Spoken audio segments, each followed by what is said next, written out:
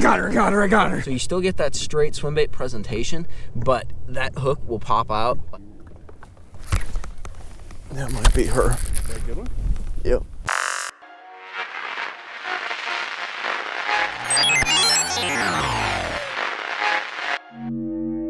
Are we really in Florida? Or is this a winter wonderland? Let it go. So this video is going to be called Frozen 3. It's featuring me, not really, but dude, this is actually a really good sign. When we get frost up here, yes, it slows the fishing down a little bit, but it can make for some of the most epic fishing in the year. It kind of, it triggers. We're all over it. We're frozen, we're triggered. It like triggers the fish to come into this like super duper like pre-spawn mode that I absolutely love, and Caleb, I think, will love as well. Bro, Caleb drank too much coffee this morning. But we are back. Welcome to mikeybalzz fishing. This guy has to go use el toileto. Badly. Go, bro, go. Never hold a friend back from what they need to do. But make sure to subscribe to him. The one headed to the John is Bass Quest. Make sure to subscribe. He is a Lake Chickamauga king. We're headed out. We're going to go fishing. For some reason, I have a secondary camera on. I'm a mess. A little bit tired. But we're gonna go try to catch a mondo. That's really the goal when I come down here. We're gonna try to catch another mondo. Kind of wanted to ask you guys a question. What did you catch your PB on? Because I'm kind of curious if the majority, like, comment below. I want to know if the majority of you guys caught them like dragging or like in a finesse, not finesse, but you know what I mean, in more of like a slower presentation way, like a worm, like a jig or something like that, or if the majority of people caught them like in a more reaction style bait, like a chatterbait, a crankbait, a spinnerbait, something like that. So drop the comment down below. Tell me what you caught your PB on. I don't care how big it was. It's still a PB, dude, and it's big for, like, size is all relative for where you live. But thank you guys for watching this thing. I want to get this boat set up to go. Make sure to check out Caleb. We're gonna have some fun, dude. I love doing this little game because any freaking cast, can be a 10-pounder.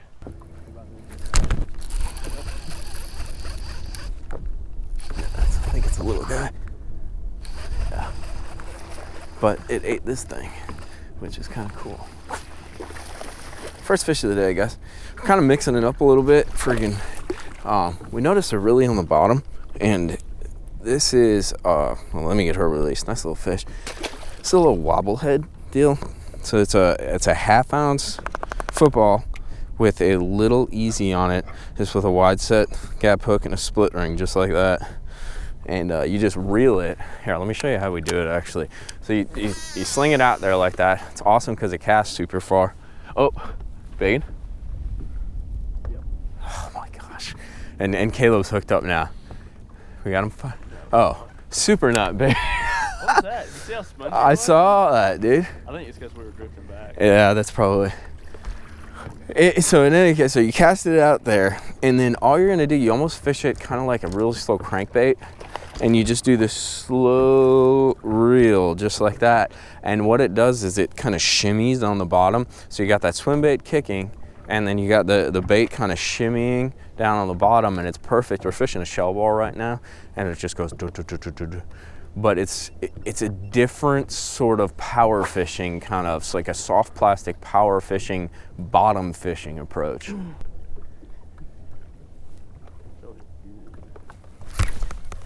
That might be her. Is that a good one? Yep. Oh, that's a giant.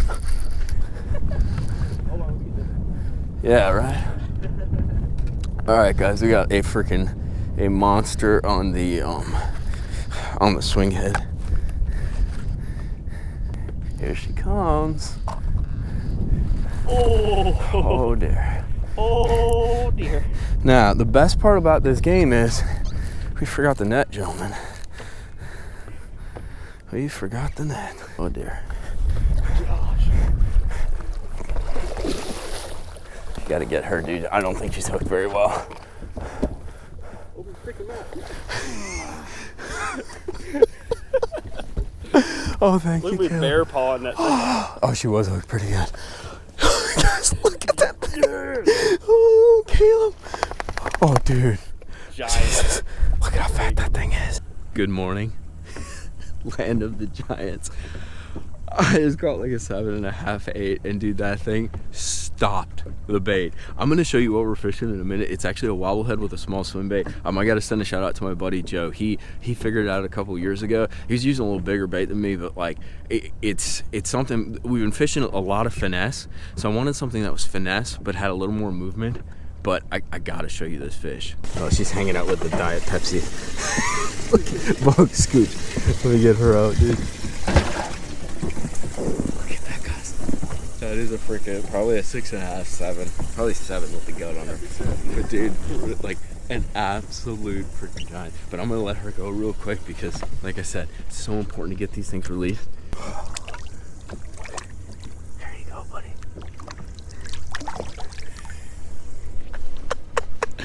Guys, it never gets old catching fish like this. And it's interesting too. I really want to show you this rig because it's an interesting setup. So let me get set up and grab the bait. I'm going to show you how to rig this thing up because it's very cool and you can use it in so many different situations. So here's what I got. I have a little easy, I think this is a 4-inch or a 3 3/4 inch swim bait. You'll notice it's in green pumpkin. One thing me and Caleb have noticed is these fish are definitely eating brim. There's no doubt. Like, we've tried a lot of shad colored and shad style baits, from crankbaits to hair jigs and stuff. Have not had much success. Most of it's been dragging, you know, green pumpkin, very much like brim or bluegill oriented stuff. Now you can do this with any swim bait. I like the easies because they're a full body swim bait, so it holds the hook better. And these tails, dude, it's a 90-degree tail, so it kicks even if you're fishing it super duper slow, which is really the key here. The other thing I got, this is a Gambler wrecking ball. Now this is the no hook wrecking ball, but you'll notice there's a hook on there. I like to use my own hooks. I don't trust kind of stock hooks. I love this Owner Wide Gap Plus. This is a 4/0, and I got a super duper heavy split ring on there. Caleb, you got a fish over there? Caleb's catching some on the net. So what you're gonna do is this. You're gonna take your swim bait, and it's super simple, dude. All you're gonna do is Texas rig it, almost like you're normally fishing an easy. Bring the hook through, turn it. It's an offset shank hook. But here's one of the things that I highly recommend. We're fishing a shell bar, so it's clingy, but it's not like fishing brush. I'll actually fish this through brush. But in this situation, because I want to be able to make sure I set the hook right and not have to set the hook too hard, I'm actually gonna bring the hook all the way through, just like that. And there's a little trench on these little easies and all the easies. And I'm just gonna lay that hook on there and skin hook it ever so slightly. So you still get that straight swim bait presentation, but that hook will pop out like, it's actually almost still out. I gotta skin it. There we go. It'll pop out like, dude, you don't have to put much pressure on it anyways. Like, I'm throwing it on a 7.3. I like that extra 3 inches. 7.3 medium heavy, so it's got a little more tip, so it kind of loads up real nice. It's not soft, but it's not freaking a super stiff rod either. The whole key with this is, though, you never want to thread the bait way up on the split ring. You always want to make sure that split ring has nice movement to it, because what this is going to do is go and shimmy across the bottom almost like a soft plastic crankbait. You want to keep that bottom contact for the most part. You know, the slower you fish, you kind of roll it across the bottom, and I'm just feeling it chunk across those shells, and then all of a sudden it'll either be a tick or you'll just feel the rod load up. And that's exactly what happened with that big one. The rod just kind of got heavy and loaded up. I leaned back and it went whoop, whoop, whoop. And then you know you're doing it right. Dude, it's totally choking on a brim. Did you see the thing in its mouth? Dude, it's got a brim. This fish right here is choking on a giant brim. It's like a 5-pounder. Caleb, let's save this fish, dude. That's a monster. Can you snatch him, dude? Yeah, I got him. Guys, look at this. Look at this. Look at this. No way, bro. No. Is that a brim or is that a brim? That's a brim. I got one, guys. Guys, look at this. Look at it. Does this count towards our limit? Yes, it totally did. We caught that fish. Now, be real careful getting it out. That's like a 3.5, almost 4-pound fish. All right, so what we're gonna do, Caleb, you're gonna kind of push on that dangerous fin and kind of work it out. It's gonna be a little tricky. Might have to hurt it a little bit. Oh, crap. I got it. Dude. So can we put that thing on a hook and float it down? That's what I would do. Yeah, just pinch him by that tail. That brim is done, dude. Oh my gosh. You might be able to push it. Almost there, dude. We're gonna save you, girl. Don't worry. Got her. Dude, are you kidding me? Guys, we got it out of there. You can see this thing's like half digested. I don't know if this fish choked it down and then was just trying to get rid of it. because he couldn't get it all the way down. But I saw a giant fish, like way bigger than this, eat a bluegill in this exact location a second ago. And I'm wondering if he didn't like eat it down, spit it out, and then this little guy was like, "Hey, I'm gonna try that." Oh, dude, look at that. Check that out. That is what, probably like an 8-inch bluegill, dude. Oh, dude, yeah. Look at my. I mean, I don't have small hands. That is gigantic. All right, let's get this thing released, dude. I want to make sure she's okay.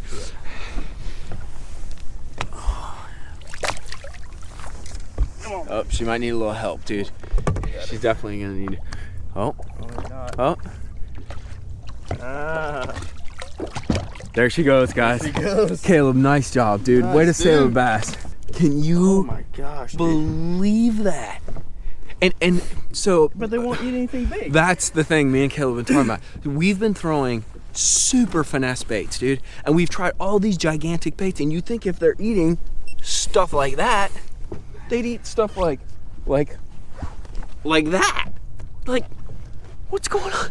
But dude, talk about a day already. We're like mid-morning, dude. Like, we've saved a bass life. We've caught like a friggin' 6.5, maybe 7 and change, like a giant fish. And we've seen something that, dude, a lot of people have never seen anything like that. You're just gonna let her go for someone else to choke on? No, I'm gonna let her go for the eagle, because those eagles been diving on those things. Feed the eagles, bro. What a day. America! Guys, freaking Caleb's got a monster on. An absolute monster. Watch that trolling motor. Oh, dude. Oh, dude. Oh, dude. Oh, dude. You tell me when you think, oh my gosh.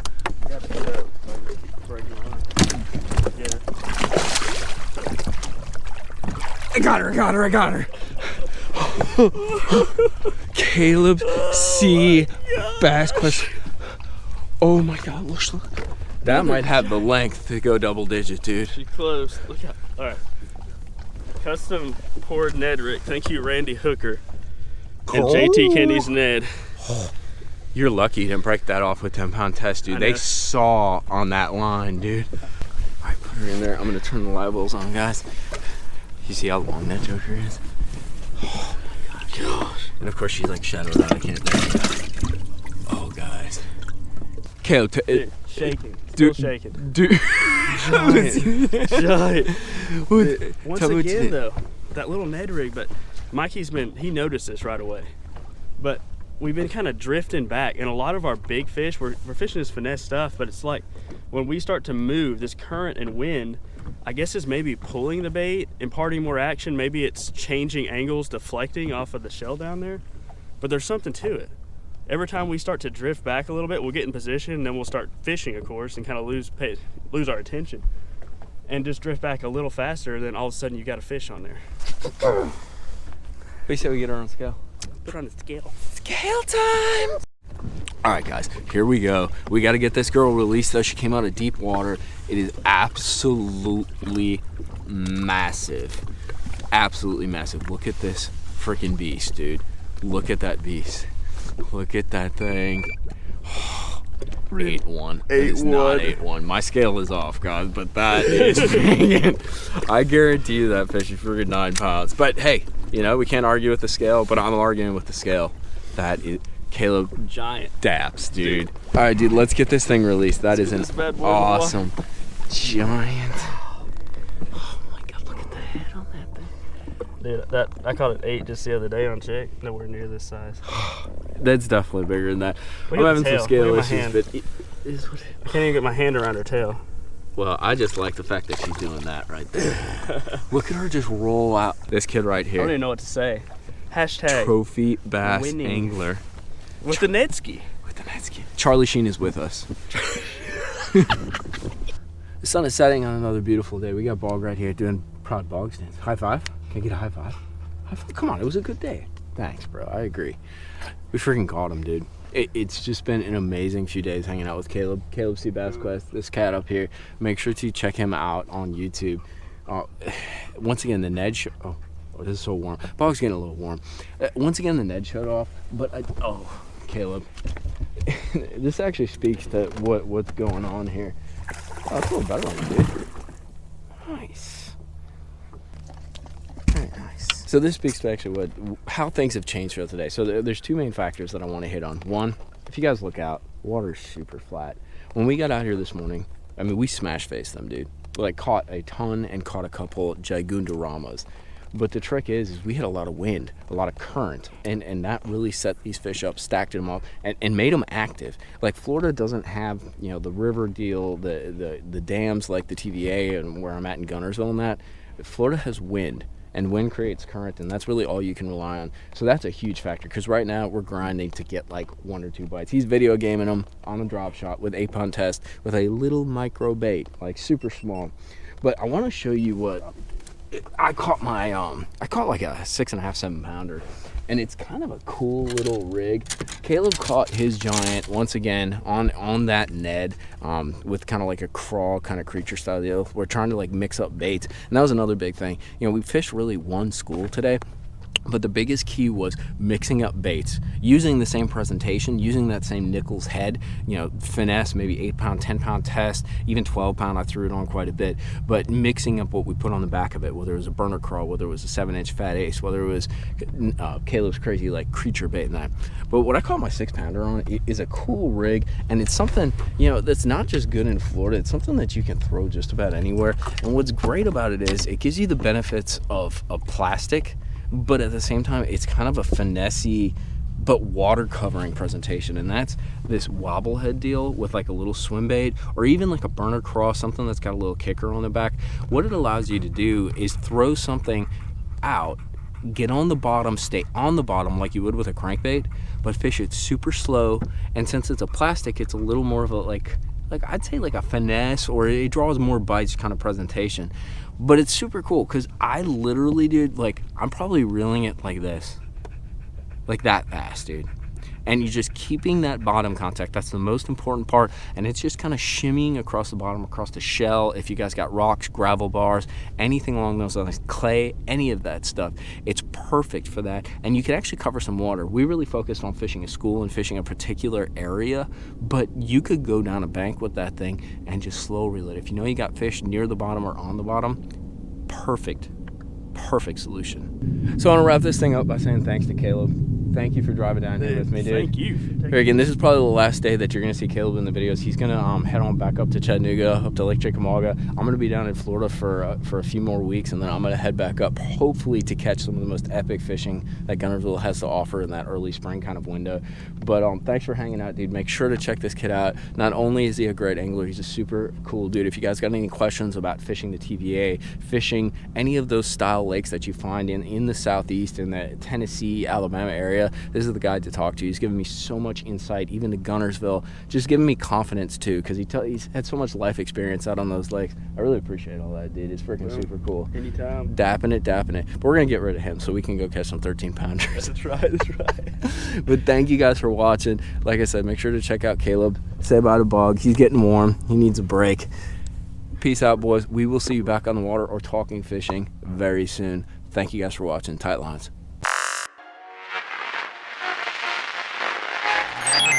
Yeah.